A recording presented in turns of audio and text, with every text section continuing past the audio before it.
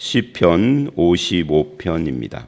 55편 1절부터 마지막 절까지 이 시는 압살롬의 반역과 관계된 그때에 지은 시라고 알려져 있습니다.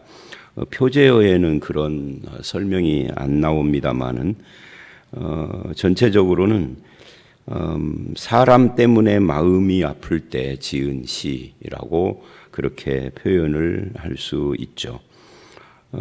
상당히 좀 지금까지 봤던 시편보다 길죠. 지금까지는 뭐 10절 정도 이렇게 쭉 계속됐는데 23절이나 됩니다. 먼저 1절부터 3절을 보면 이제 자기의 그 어려움에 대한 호소를 합니다. 하나님이여 내 기도에 귀를 기울이시고 내 간구할 때 숨지 마소서. 하나님 앞에 탄식하며 기도하는 그런 내용이 있죠. 내게 굽히사 응답하소서. 내가 근심으로 탄식합니다. 이는 원수의 소리와 악인의 압제 때문이라. 그러니까 원수들의 여기 이제 이 시의 전반부를 보면 사람들의 말하고 관계가 많이 있습니다. 그 인생을 살다 보면 상당히 사람을 지치게 하고 낙심하게 하는 것 중에 하나가 주변에 있는 사람들의 말이에요. 말을 통해서 얻는 상처가 직접적으로 뭐 때리거나 아니면은 어떤 타격을 주는 것보다 훨씬 더 아프고 힘들고 오래 가고 그렇죠. 지금 이 다윗도 원수의 소리, 이 소리 이야기가 9절, 11절 이런 데를 가보면 그들의 혀 이야기 오고 연결이 돼요. 그리고 11절에 악독, 압박, 속임수 이런 거 오고, 그래서 이게 사람들의 말 때문에 힘들다 하는 것을 지금 보여주고 있고요. 악인의 압제 때문이라, 이 말과 저들의 압박, 이것이 굉장히 힘들게 한다. 그들의 죄악을 내게 더하며 노하여 나를 핍박합니다. 그러니까 지금 다윗에 대해서 사람들이 수군거리고 그걸 통하여서 압박을 하고 나를 향해서, 즉 다윗을 향해서 화를 내고 하는 그런 상황에 대해서 지금 이야기를 하는데, 이제 우리가 여기서 생각을 해야 할 것은 이런 어려움을 우리도 당할 수 있는데, 이런 어려움을 당할 때 그 어려움 당하는 사람은 무엇을 해야 할까 하는 것을 다윗이 모범처럼 보여줘요. 그게 뭐겠어요? 기도하는 거죠. 제가 자주 그런 말을 하는데, 평안할 때 기도도 하고 교회도 잘 나오다가 어려운 일이 있으면 교회도 안 나오고 기도도 안 하는 그런 이상한 모습을 보이는 성도들이 가끔 보면은 있어요. 근데 거꾸로죠. 거꾸로도 좀 이상하긴 한데 이렇게 해야 되죠. 평안할 때도 예배하는 일을 소홀히 하지 않고 기도하는 삶을 살아야 하고, 어려운 일을 당하고, 특히 사람 때문에 어려운 일을 당할 때, 사람들의 말이나 이런 것에, 그러면 더 기도해야 되죠. 더 예배해야 하는 거죠. 그게 신자의 당연한 모습인데, 실제 현장 속에서는 반대로 행동하는 분들이 꽤 있다고요. 이럴 때 어떻게 해야 되느냐? 간단한 한 가지 대답이에요. 지금 그럴 때 다윗은 기도하고 있다. 하나님을 찾고 있다. 기도한다 하니까 또 무슨 특별한 종교적 행위로서의 기도만 생각하는데, 하나님을 찾는다 그 말이에요. 그게 답이에요. 그러면서 이제 4절서부터 11절까지 다윗이 당하는 어려움의 내용들을 쭉 이야기를 합니다. 4절에 보니까 내 마음이 내 속에서 심히 아파하며, 마음이 아프다, 이게 내용이죠. 그리고 죽을 것 같다. 사망의 위험이 내게 이르렀도다. 이 사망의 위험이 마음의 상태만 말하는 건지, 아니면 실제로 이게 압살롬 사건을 배경으로 한다면은 실제로 죽음의 위협을 받고 있는, 근데 압살롬 사건이 다윗에게 치명적인 것은 그가 아들이라는 거잖아요. 그리고 아들이고 다윗에게 이제 다윗의 왕권을 이을 후계자란 말이죠. 앞에 형들이 뭐 사건 때문에 다 죽었기 때문에 그래서 아들의 배반일 뿐만 아니라 이 후계자이기 때문에 많은 다윗의 가신들이나 충신들이나 이런 신하들이 다윗과 가까이 있었던 사람들이 다 압살롬 편으로 돌아섰다고. 늙은 다윗은 이제 얼마 안 남았는데 압살롬은 떠오르는 태양이고 다윗은 지는 해니까 이제 그런 상황에서 이게 신체적으로 생명의 위협만 받는 것이 아니라 마음도 아픈.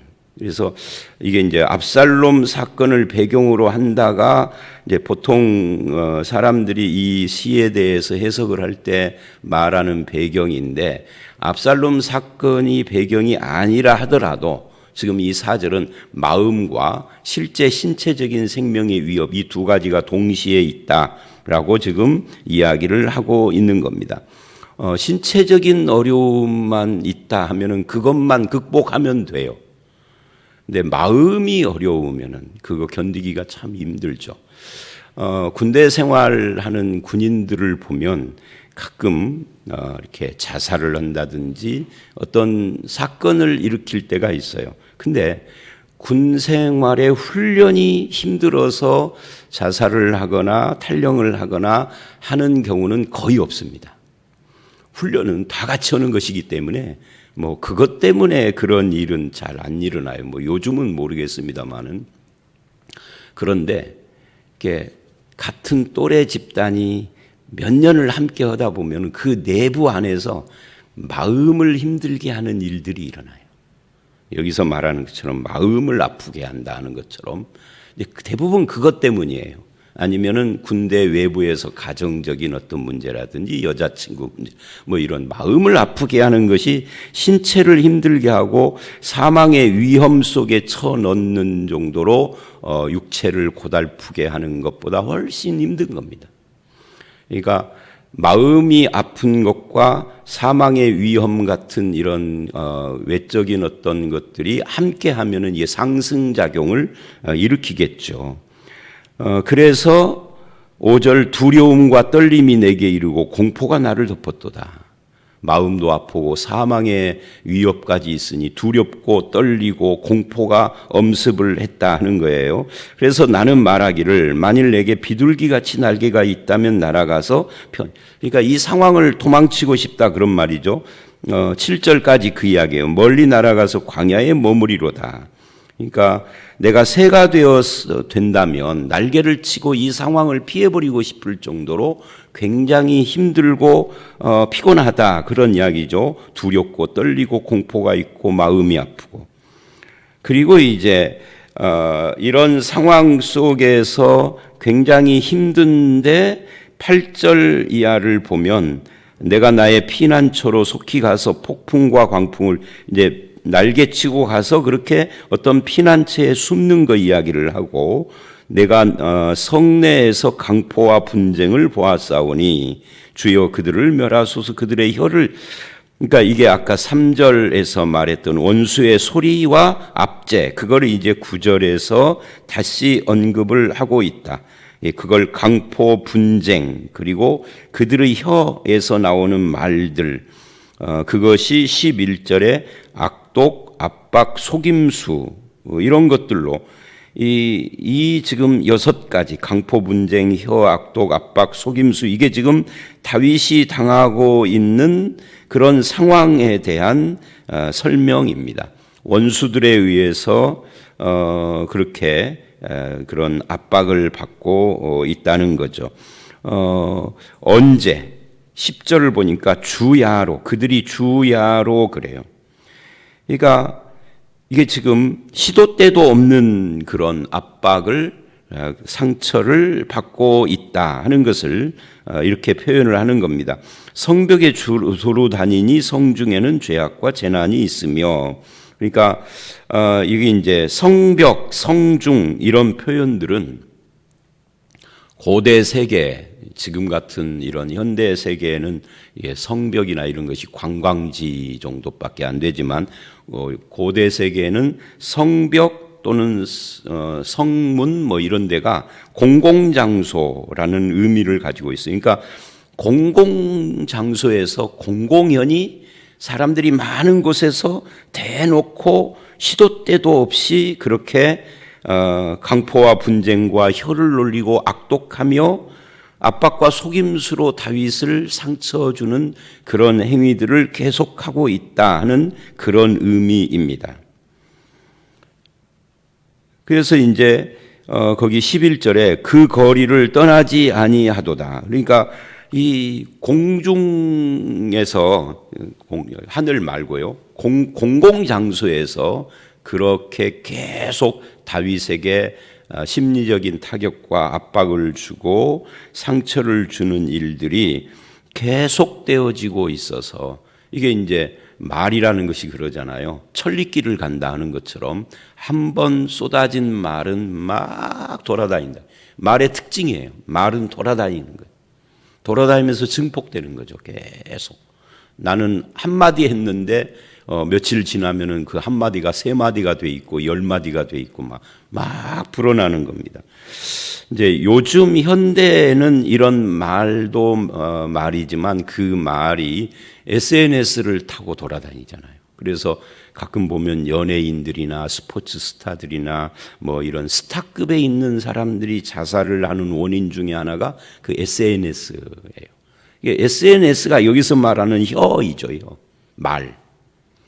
이 말의 눌림과 상처가 얼마나 큰가를 그 스타들의 자살을 보면은 우리가 짐작해 볼 수 있어요. 우리들은 뭐 그런 것에서 그렇게 가깝지 않으니까 뭐 그것 때문에 문제가 잘 안 생기잖아요. 근데 교회 안에도 이게 말이 문제가 돼요. 말 때문에 사람들이 굉장히 힘들어하고 결국 사람들의 말 때문에 교회를 떠나기도 하고 심지어 신앙을 포기하는 사람도 있고 이 말 문제가 그래서 늘 이게 시편에서는 이 말에 대한 이야기가 그렇게 많이 나오지는 않습니다만 그래도 가끔씩 시편에 이 말의 상처에 대한 시들이 좀 있어요. 근데 말에 대한 이야기는 잠언서에 참 많이 나옵니다. 잠언이 생활과 관계되는 이야기이기 때문에 그래서 이제 이런 말씀들을 우리가 쭉 보면서 우리가 말을 좀 조심해야 한다 하는 교훈과 도전을 좀 봐. 내 입에서 나오는 말이 한 사람을 죽이기도 하고 살리기도 합니다. 그래서 우리의 혀가 진실한 혀인가 따뜻한 혀인가 생명을 살리는 언어인가 이런 것들을 스스로에게 좀 물어야 해요. 그래서 이제 이런 상황 속에서 그 어려움의 내용들을 쭉 말을 하면서 아까 8절에 그래서 날개를 치고 피난처를 찾는 새 같은 심정을 지금 다윗은 토로하고 있는데 문제는 세상에는 그 어디에도 또는 사람들에게서는 그 어디에도 아무리 날개가 있다 해도 피난처가 없다는 것이죠. 날개가 있어서 피난처를 찾아 돌아다녀도 어디 정착할 데가 없는 거예요. 내려앉을 데가 없는 거예요. 계속 날개치고 공중을 떠돌 수밖에 없는 거죠. 그건 한계가 있죠. 이것이 우리가 사는 이 세상의 비극이고 불행이기도 합니다. 그래서 교회가 그런 피난처가 되고 예수 믿는 사람이 누군가에게 그런 피난처가 되고 해야 하는데 사실은 현실 속에서는 그렇지 못해요. 이것이 참 우리를 슬프게 하는 현상인 거죠. 12절서부터 14절은 어떤 이야기냐면 그 원수가 누구냐 하는 것을 말하고 있습니다. 그 원수가 누구냐? 나를 책망하는 자는 원수가 아니라 이 3절에서는 원수의 소리와 악인의 압제라고 했는데 12절에서는 근데 원수가 아니다 그렇게 말을 해요. 그러니까 12절은 실제를 이야기하는 겁니다. 실제로 그들이 원수여서 그러느냐? 아니다는 거예요. 3절에서는 원수다 이 말은 실제라기보다는 그들이 나를 그렇게 상처 주고 압박을 하는 거 보면은 원수인데 실제로는 그들은 친구랍니다. 그러면서 아주 재미있는 표현을 중요한 표현을 합니다. 원수일진데 참았으리라. 그러니까 차라리 그 사람이 원수라면 참을 수 있다. 우리 그 며칠 전에도 그 이야기 했잖아요. 원수가 아니라 지나가다가 부딪힌 낯선 사람이라면 참을 수도 있는데, 에이 하고 욕 한마디 해주고 돌아서면은 잊어버리는데, 뭐 한 시간 정도 씩씩거리고 그다음에는 얼굴도 기억이 안 나잖아요. 여러분 10년 전에 길거리에서 시비 붙은 사람 얼굴 기억나세요? 목사님 나는 시비한 적이 없는데요. 그렇게 말하면은 할 말이 없고요.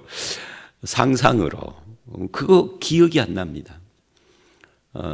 제가요 고등학교 1학년 때인가 저희 학교가 저쪽 청와대 방향 그쪽에 있었어요. 거기가 골목길들이 좀 한산한 데가 많습니다. 근데 집에를 가려면 버스를 타려고 그 길을 이렇게 걸어갈 때가 많아요. 안 그러면은 한 번 갈아타야 하니까 돈이 없을 때는 걸어서 가는데 어느 날 한 3명의 나보다 한 2-3살 많아 보이는 그런 청년들이, 제가 고등학교 1학년이니까 아마 막 고등학교 졸업했을 것 같은 그런 애들이 나를 에워싸고 돈 내놓으라고 그래가지고 주머니에 있는 거 버스표 한 장밖에 없었는데 그것까지 다 뺏겨가지고 버스도 못 타고 집에까지 걸어간 적이 있어요. 제가 그 사건에 등장했던 애들 얼굴을 지금까지 기억할까요, 못할까요? 지금 설교를 하고 말을 하다 보니까 그게 갑자기 생각나서 지금 하는 거예요. 원고 없으니까 새벽에는.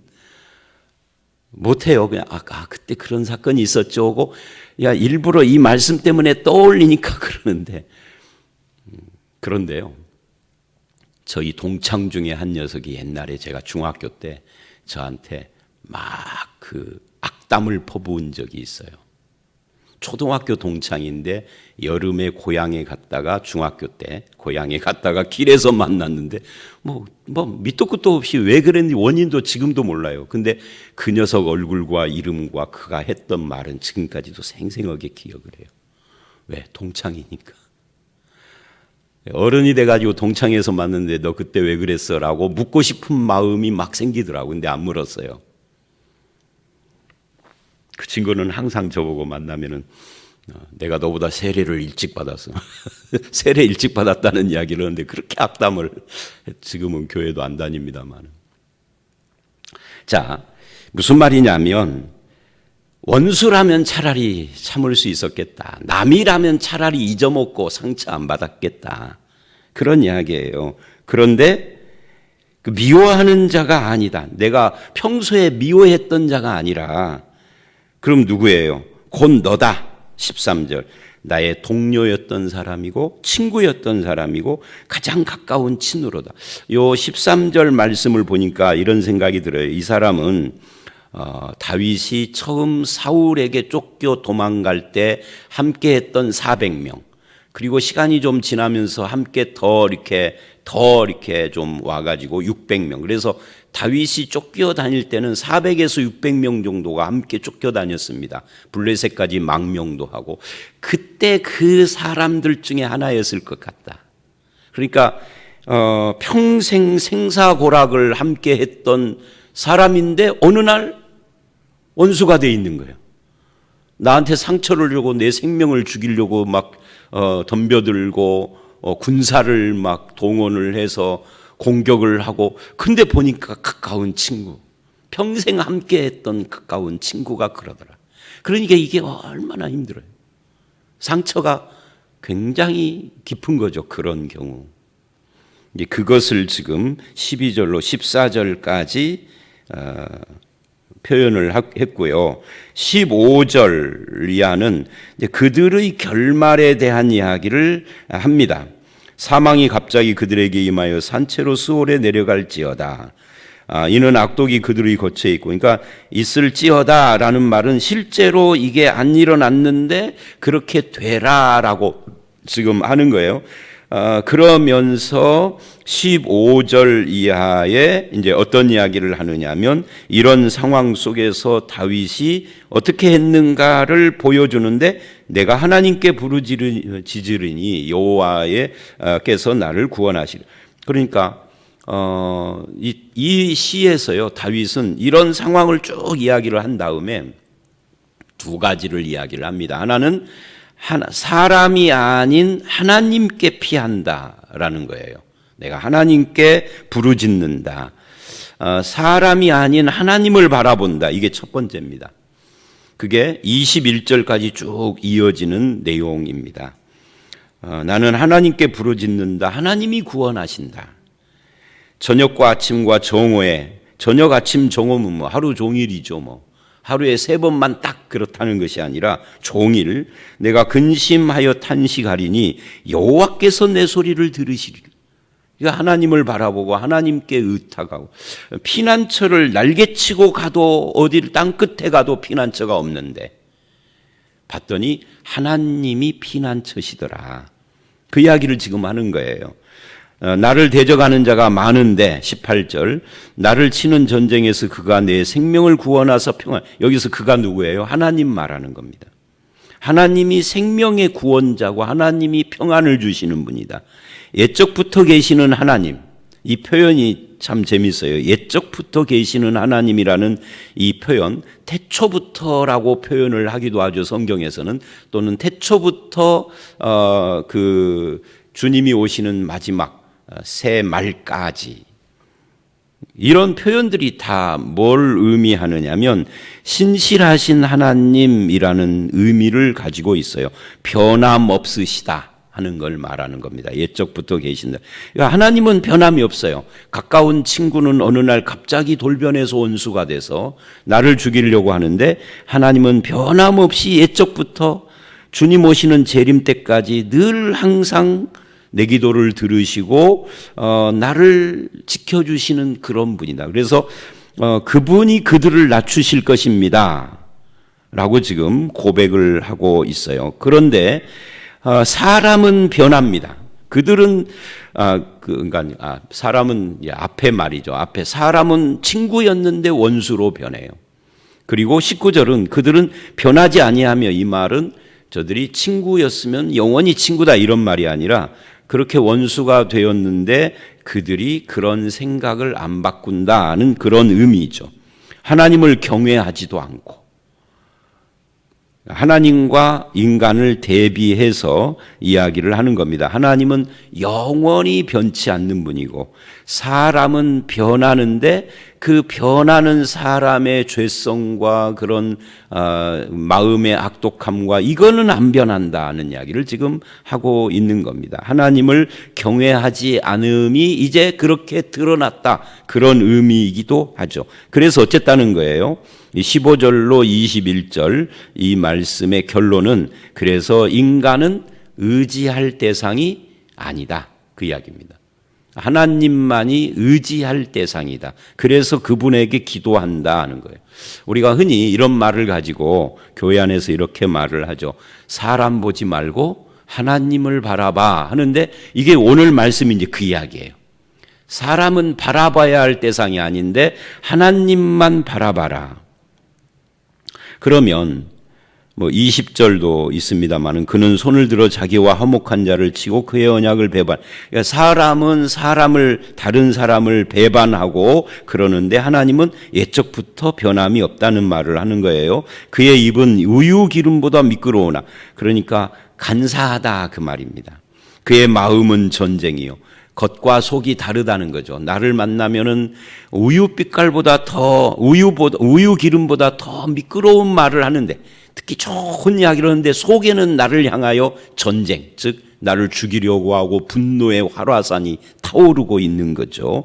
그 말은 기름보다 유하나 실상은 뽑힌 칼, 마음에 칼을 뽑고 이렇게 숨겨놓은 그런, 그러니까 굉장히 그 겉과 속이 다른 그런 상황이었는데 그게 어떤 환경을 만나자 표출됐다 하는 이야기를 하고 있는 겁니다. 그러기 때문에 인간은 믿음의 대상이 아니다.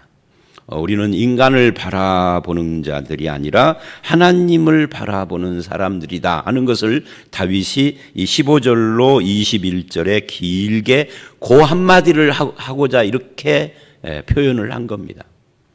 그것이 다윗의 비결이었어요. 마음의 상처와 환경의 압박 속에서 하나님만 바라보는.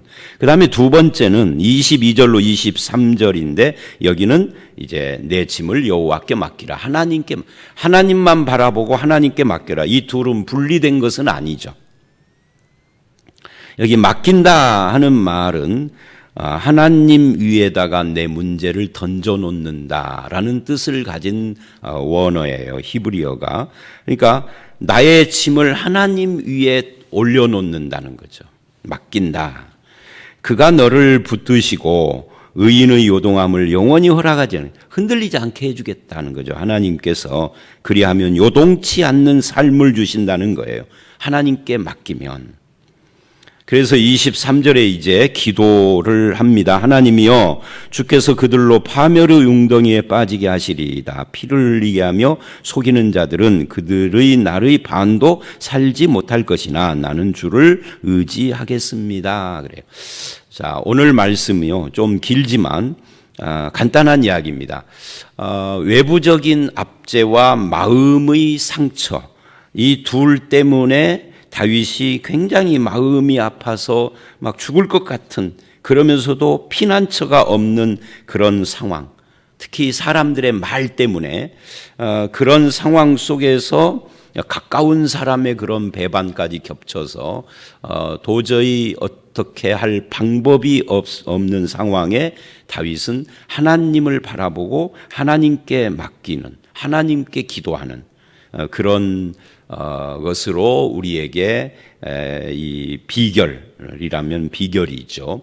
이런 상황에 있을 때, 어려운 일을 만났을 때 우리는 어떻게 해야 되는가 하는 것을 가르쳐 주고 있습니다. 이제 말씀을 여기까지인데 마치면서 우리가 점검을 해야 할 것이, 아까도 나의 언어는 사람을 살리는 말인가 사람을 죽이는 말을 하는가. 이게 습관, 언어는 습관이잖아요.